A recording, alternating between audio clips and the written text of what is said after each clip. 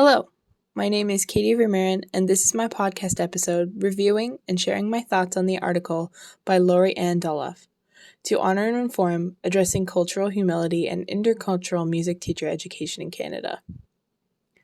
While reading this article, I found it to be super informative on the status of Indigenous education in Canada. We may not even recognize the severity of the issues going on in Indigenous communities and the issues that they face in their lives, and like this article talked about, their practices in music education. Before reading this article, I had some prior knowledge of the struggles the Indigenous communities faced in their lives, but only from a curriculum-based lesson in school.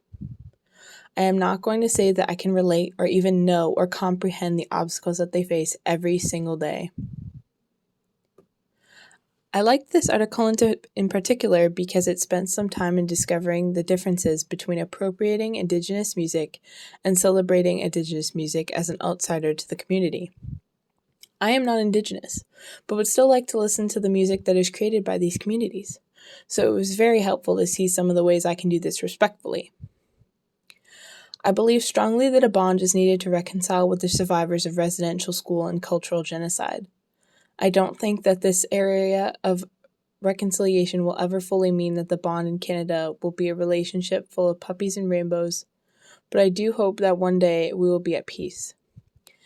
I think that this really means that instead of pushing the idea and solving the problem, I think that letting the survivors educate us on their emotions and their feelings and their experiences will contribute to this idea of peace.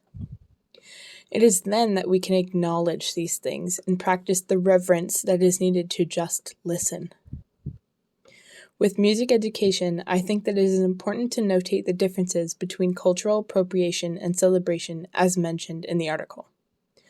I really think that we should take the time to study the history of the Indigenous people and simply acknowledge and be educated on what happened.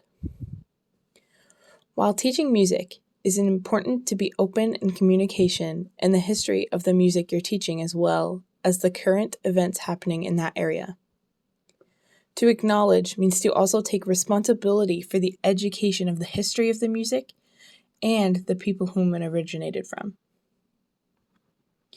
I think this article teaches a lot about how to approach Indigenous music and the idea of reconciliation, and how we need to change the delivery of music education to include Indigenous music while being respectful to the history and the horrific events that happened in Canada. My name is Katie Vermeeren, and thank you very much for listening to my views and opinions on this article.